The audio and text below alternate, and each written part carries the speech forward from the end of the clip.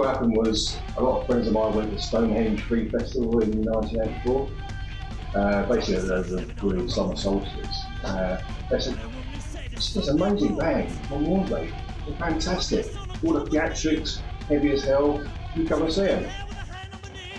I wasn't quite expecting what I got. Basically, they blew the bloody place away. I was nailed to the back of the wall with the volume. The theatrics were great, and that's it. Lifelong fan.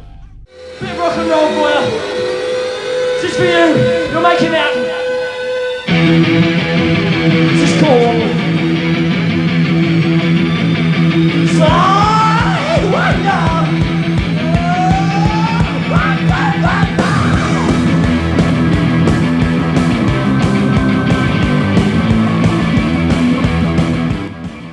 Formed the band early 1983 with a guitarist I met at college, Michael Richie Jones, and kind of into the same kind of things.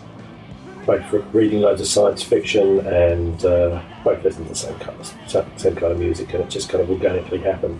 Within about 3 months, we got a makeshift band together, and we were playing gigs at lunchtime in the college hall, and just making demo tapes and just generally bugging everybody, and it just, I don't know, it just snowballed. It just started from seemed like a good idea at the time, and next thing we knew, it was up and running, and it just seemed like it went from nothing to flat out, heads down, push in no time at all. They weren't a Common Garden band at the time. There was a lot of energy in the band, almost bordering sort of punk energy. Typical kind of student in science fiction, fantasy world kind of stuff. I guess the first album was much more space. There's lots of odd sound effects, and the lyrics were clearly science fiction. And we really used to go full bore on the costume changes and the smoke and the films up on them. It was a real kind of theatrical thing. Plus he had all the props with him as well. He had a sword, and he had a skull mic stand that he built, and titanium hero helmet. I guess the best way of describing it would be kind of Alice Cooper meets Royal Theatre Company, and I don't know, some kind of mad 60s B movie,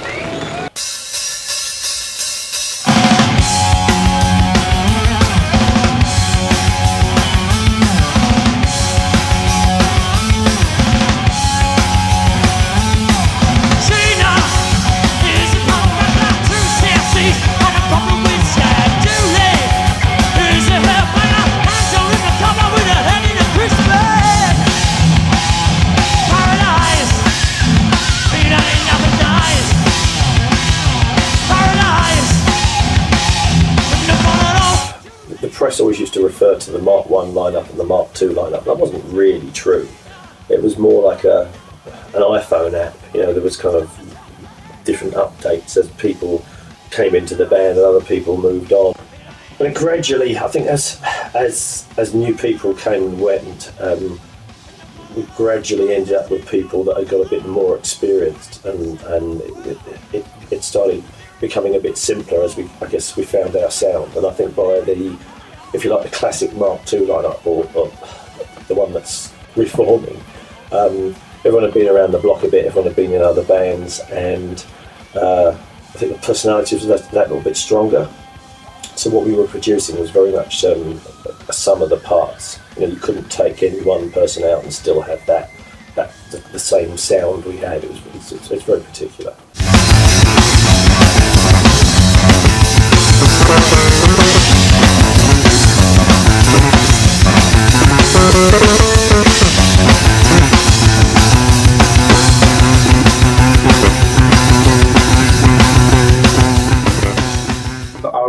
preferred like bass players who took a more assertive role in the band. I wanted something that was powerful. The band were established. They had a work ethic. I remember when the audition came up, it was a freezing December night, and I had flu. I had a temperature 102. I remember just going in there. I could barely stand, and I just, for an hour, I managed to keep it together. I was asked for a second audition. I think the second audition, I was pretty much had got the job, and my first job was auditioning a drummer.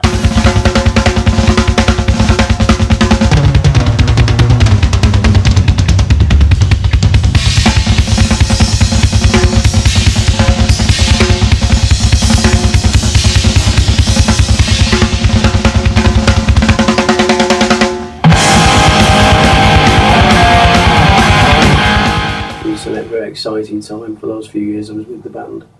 There was an advert, a rock band seeking drummer, and I was trying to get out of the Manchester area at the time because I'd gone as far as I could take it with that kind of scene, and I was desperate to move down to London. And the advert was for Mournblade. I didn't know the band at the time. I had no idea what the band was about, and when I moved down and auditioned, I got to know the guys, got to know the music, and when I got accepted, the picture became a lot clearer. The music was quite interesting. The stage presentation was really good, and it was something that I really wanted to do. So that was my first introduction to the band, was after the auditions, and I stayed with it till 1990 when we split up.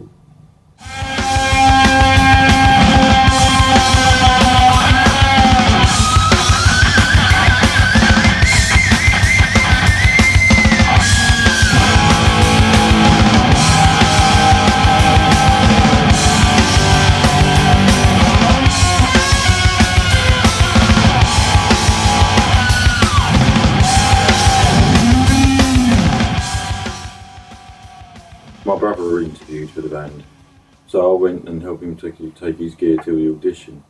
So I didn't really think that I stood a chance because my brother's much better.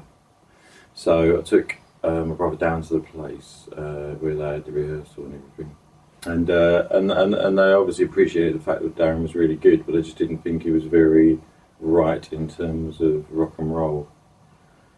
And they wanted me to play, and I just didn't have confidence, to be honest. And then Duncan phoned me up and said, "Why don't you just come down and have a go?"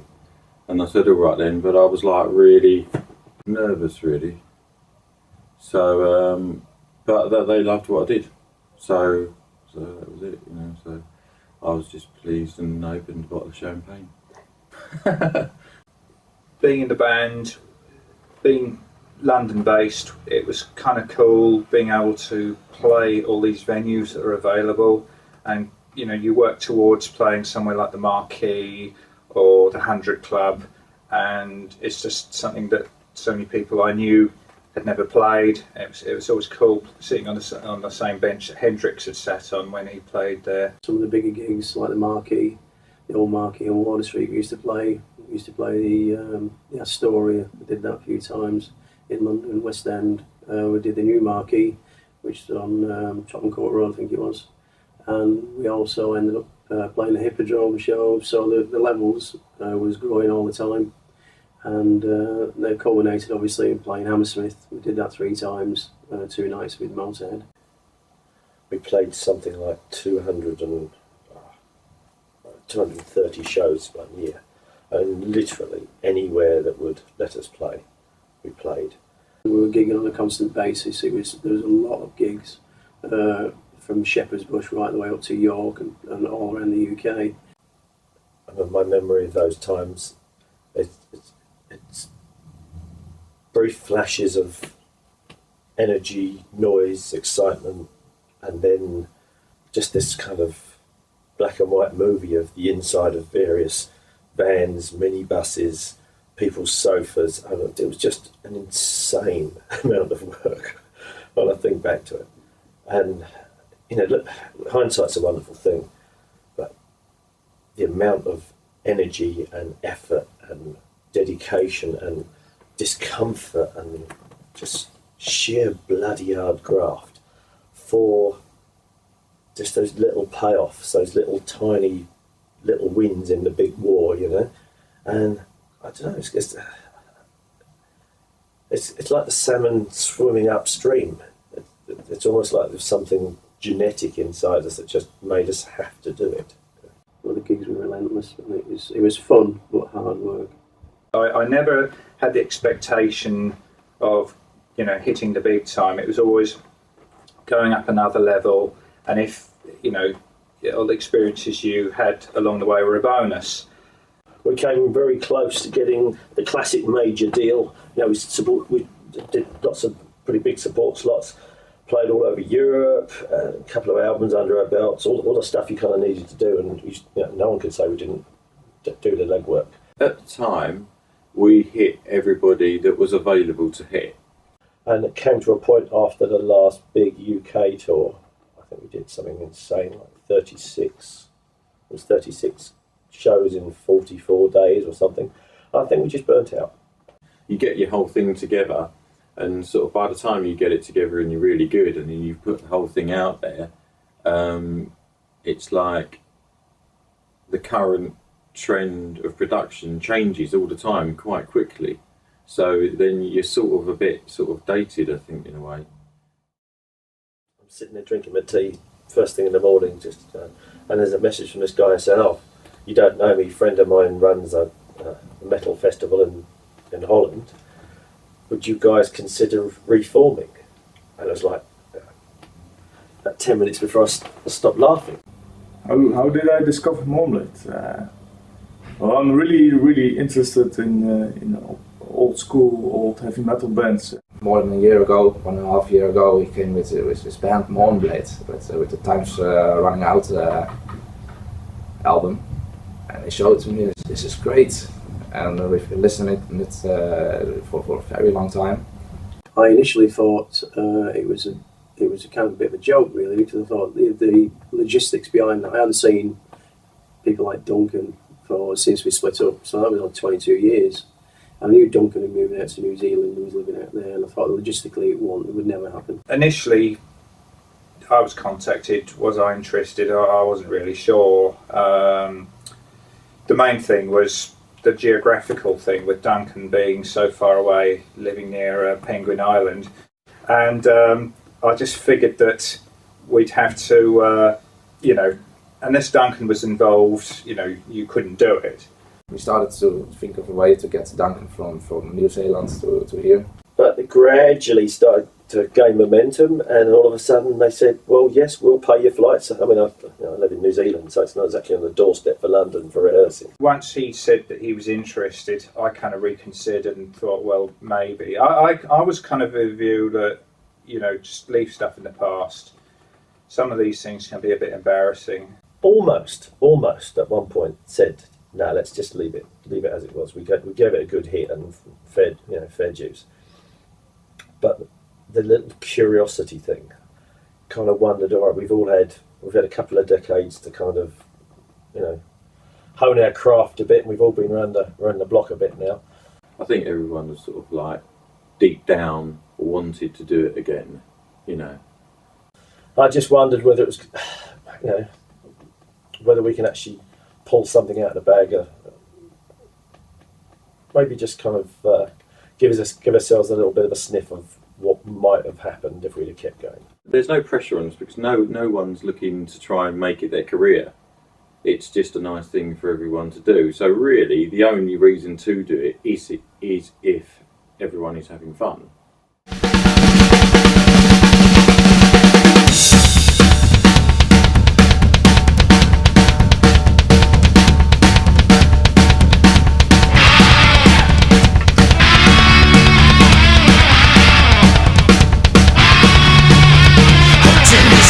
Father lies. Now living in a bottle he tried to hide. The truth is on the railway.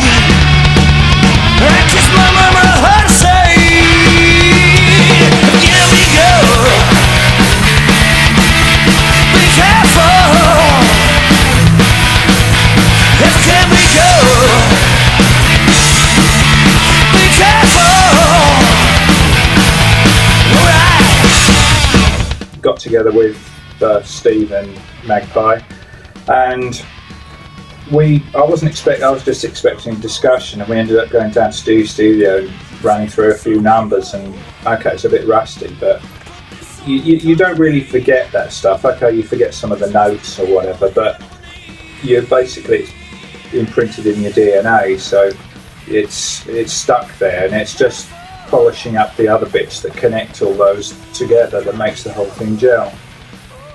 And I think, you know, a lot of time goes by and you grow up and you sort of, you know, you realise you've got to cut people's slack, you know, because everyone's different, and so the gelling process, I think, is easier now.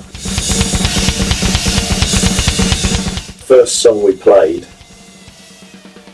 it was like someone had just kind of dragged time and dragged it straight back. It really wasn't that different to the last time we played. I mean, sure, we were a little bit rusty, and you know, I'm probably not going to be hitting the high stuff that annoys dogs that I used to. You know. But it was good. It was really good. And if anything, there's some aspects of it that were just that little bit more mature. You know. So as soon as we stood there and we played for the first time, the whole sound sounded amazing straight away, just really so powerful, and I thought, oh, Jesus, how can 3 people make this much noise? It's just a really strange feeling to have that big gap in between finishing and coming out again. And this is only one-off occasion, unfortunately. There's a lot of effort gone into this one event, and it's all come back together again, and it's nice to play with Blackie, it's nice to play with Steve, because they're great musicians. And it's great to see Duncan again performing on stage. It was great. So it was, you know, it's a great vibe. Everything came together, and really, I mean, we've only been rehearsing now, what, for 2 days, and now we got this gig. So hopefully, it's going to be all right. Fingers crossed.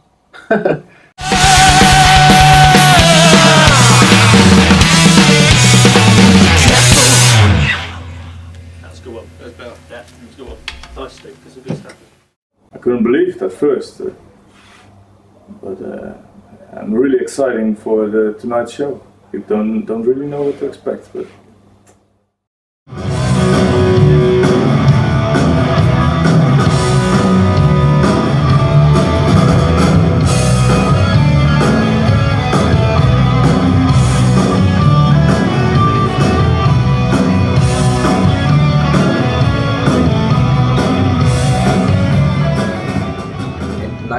In 1997, the heavy metal in the Netherlands was actually completely dead, and so some guys from Haarlem, they started with the idea to start a heavy metal fan club to bring back the music to the Netherlands, and to create opportunity for gigs and for new bands, but also for old bands. And so they started a club which grown bigger and bigger until today, 15 years later. Yeah, we wanted a true heavy metal festival like back in the days. So we started in '99 with some smaller bands, and we grow every year. And we did some special reunion shows from a lot of Dutch bands. We got bands didn't have the opportunity anymore to play anywhere. Yeah, it's really refreshing to go somewhere where you've got people who are genuinely interested in the music. They certainly like the heritage of the British rock. Everyone's wearing the clothes that I used to wear, you know, 30 years ago, and loving it, you know. So it's like they've said, do you know what? We love this music, we're going to do it, we're going to have this venue, and we're going to have a good time, and we don't care if we're cool or not, you know. And when I went into the venue last night and I just felt the vibe of the place, I thought, I'm going to move here. Imagine the ship, he likes in the night.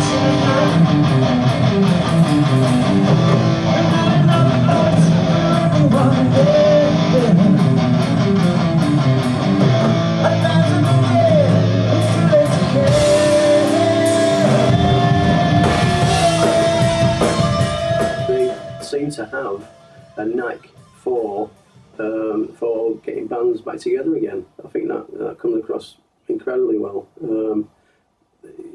It's not easy putting a band back together, and Those guys are so dedicated to the metal scene. It's unreal. And I've noticed that in Europe, especially, you play in Europe, you get really good support from venues, from promoters, from the fans, from the audiences. They're incredibly loyal to bands. It's kind of nice seeing people, you know, like all ages, but particularly a lot of young people who are interested in the scene and the way they embrace it so closely. You know, they've put it together really well. The organisation's fantastic, and you know, we're looking forward to playing. This is a community thing, you know. Everybody was kind of having a good time. There was no kind of there's nothing underlying that was oppressive at all. It was great. I'm really, really looking forward to the show. I think yeah, we've kind of got a lot of stuff to prove to ourselves, as well as I guess wanting to give something back to these guys that have put all the effort in. So yeah, fingers crossed it's going to be epic.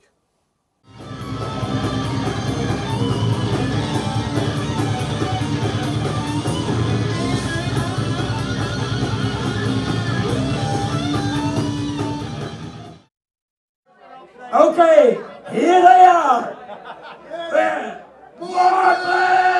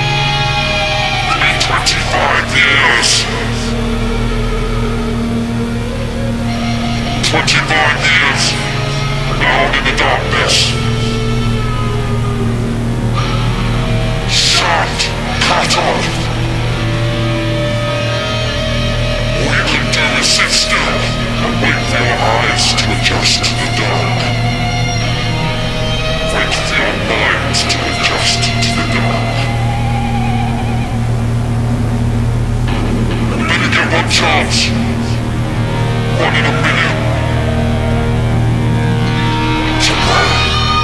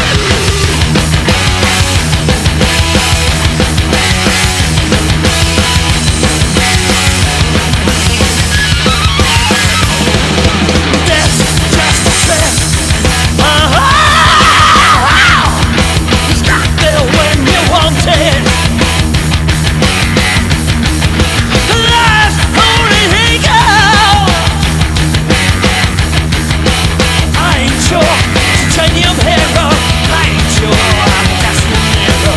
I ain't your titanium hero. I am going back to zero. I ain't your fallen angel. I just wanna finish my life.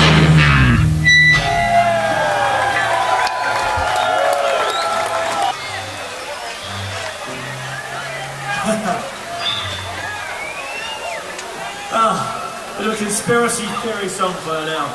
But, well, she was blonde, she's famous, she's dead.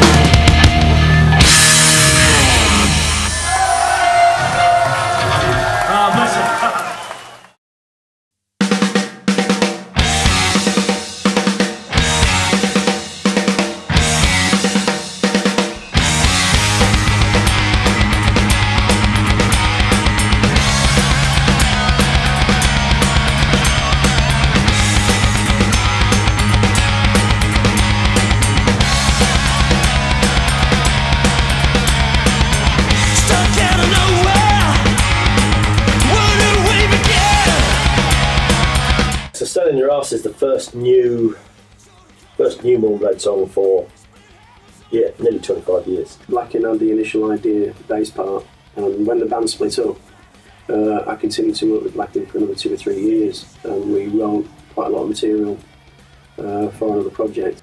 Selling Your Ass, really, that came out of my experiences in previous bands. I mean, it's all about disillusionment. It's about young, sort of fertile musical minds being gradually compromised and then destroyed, and by the industry.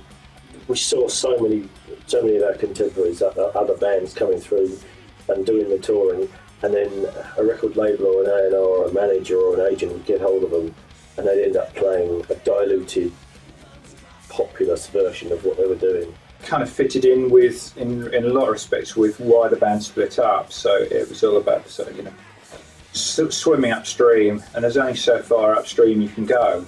I just loved it straight away. I almost didn't care what it sounded like. I just wanted that Selling Their Ass lyric to come out really predominantly in the track. It's nice in that it's clearly a Mournblade song. By the time we all played it, everyone kind of chipped in. It's clearly a Mournblade song, but it's a bit more grown up. And everyone's actually a bit more mature, so it's like, really, in terms of the playing, I think the band's probably technically better than it was years ago. We had a couple of close calls with a couple of sniffs at stuff where we could have just, basically sold our asses and done the easy route, but I think the personalities in the band, especially later on, we've always just been doing what we're doing because we love doing it, and it's right. It's right for us. And understanding why you make music, not because you want to be famous, but because you enjoy it. If people dig it, then that's fantastic. If they don't, well, go listen to something else. So, it took a bit of effort to get this together. So we haven't even stepped foot in a rehearsal studio for 25 years. I flew from New Zealand last week. We've had 3 rehearsals. These guys sound fucking great.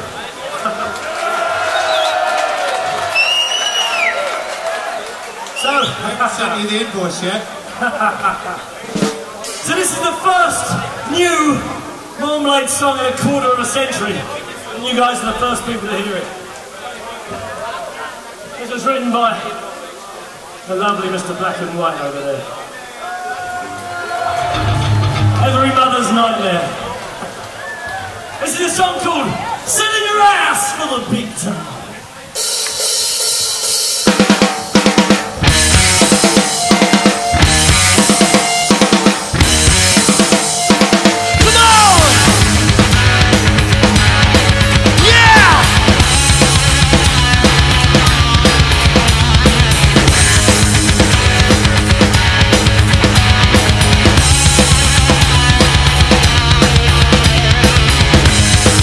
Out of nowhere, where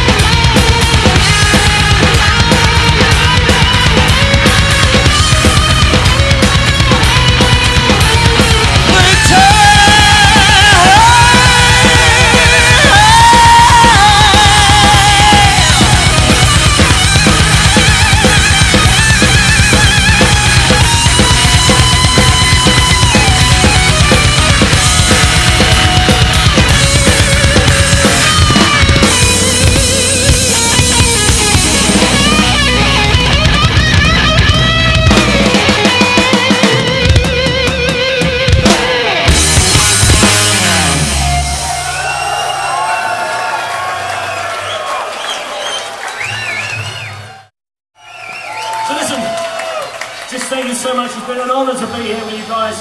Fantastic song. It's our last song tonight. You've been wonderful. I'd like to dedicate this to our old mate Wilson.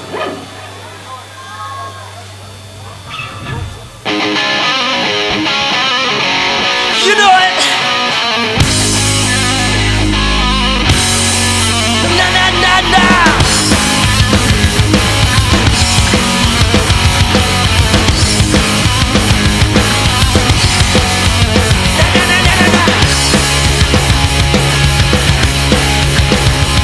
Come on, let's sing on crazy. Ain't a hope in hell. Nothing's gonna bring us down.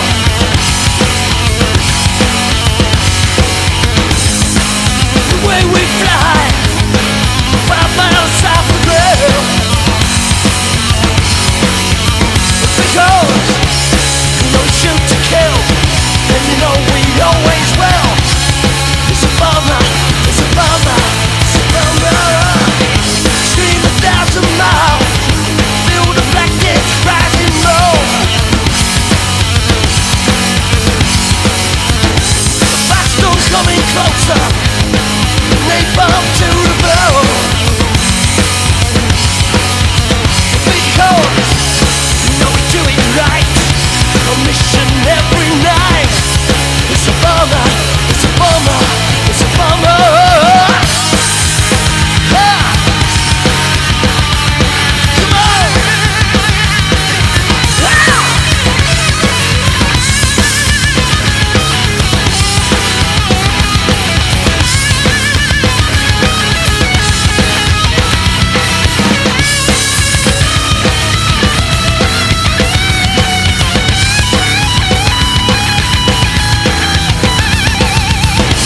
Scream 1,000 miles, feel the black death rising low. The sirens make you shiver, they bump to the bone. Because you know we hate to please, to bring you to your knees. It's a bummer, it's a bummer, it's a bummer. Yeah. Everybody! Na na na na! Yeah! Na na na na na na na!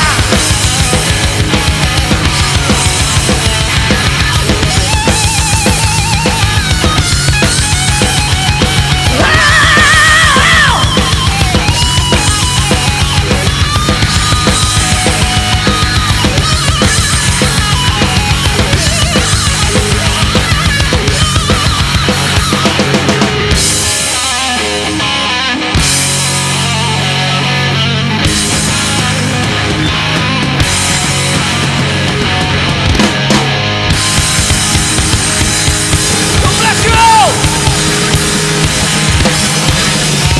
And we've been Mournblade!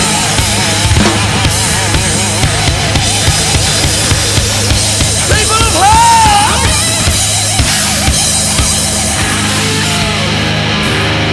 Yeah!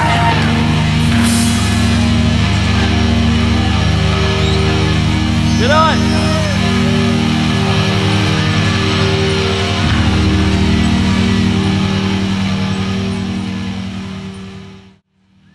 That's like a dream come true. That was cool. We did it, no one died in the mini. And the people of Holland were happy. Oh, it was really awesome. You ready for anything? Really awesome.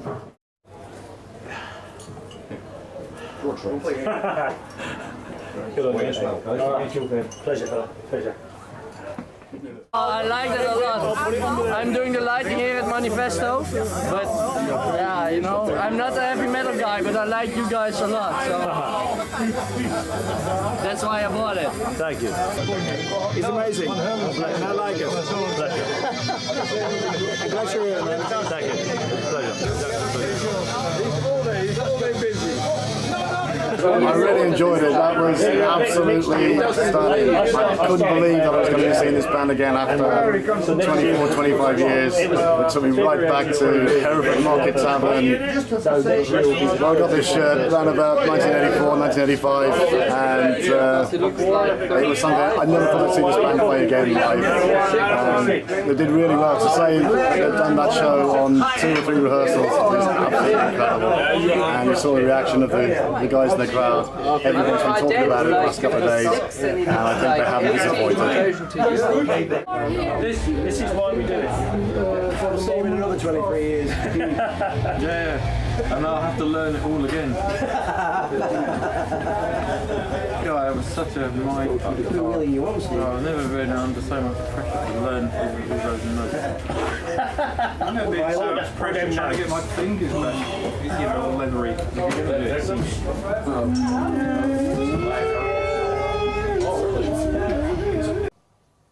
Do we want to do more? Once we've done this gig and everyone goes back home, and then we'll probably feel, you know, really be able to absorb it then and digest it and how we felt and everything, you know. And I think once we've sort of done that, I think if there's a will, there'll be a way, you know. But I think the idea now is to perhaps write some more stuff. Hopefully, maybe do an album if we get that opportunity. And hopefully do some more shows. So, you know, just watch this space, really. Anything can happen. Probably will do. Yeah, I would like that they keep playing after this show. Reformations are in vogue at the moment. So why not? Mournblade were one of the best bands around at the time, so good to have them back. There's always an audience for a band. It's just... Ben is never forgotten. Yeah, same time next week. Sorry, George. Hang him out the window. like a wet bloodhound. Been great, absolutely. It's been epic. It's been good. Yeah, so see you next year then. Hopefully, Madrid. we get some 20 years time, is there? Zimmer frame. Yeah, we get cheaper flights. Yeah, you have Holland. Hey, thank you very much. Oh, we can have touring continents bags. Bye-bye. Gary, next year. Look where I found. All for one. Jimmy Savile for himself. Do you want me out?